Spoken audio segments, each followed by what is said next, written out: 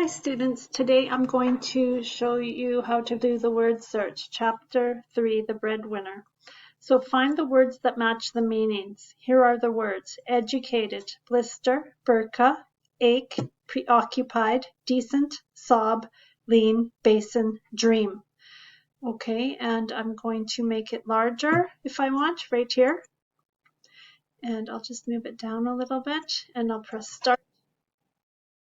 Okay, so here are all my words.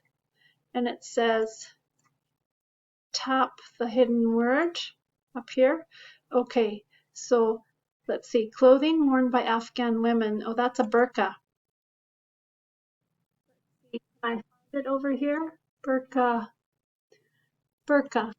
Okay, so I've clicked it. Now I'm going to click here. Okay, went to college or university, and I can listen to it over here.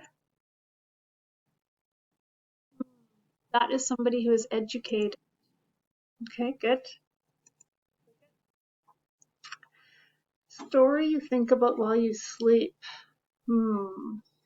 That is a dream. And I'll click there. What's the word for good? I'll click it. Decent. Where's that word decent? So I just like to go back and forth. Where's decent? There. Pain. What is pain? Pain is an ache. Good. And how about cry? Let's see. Cry. What is that word? Oh yeah, sob. Okay, and how about get help while you walk? What word is that?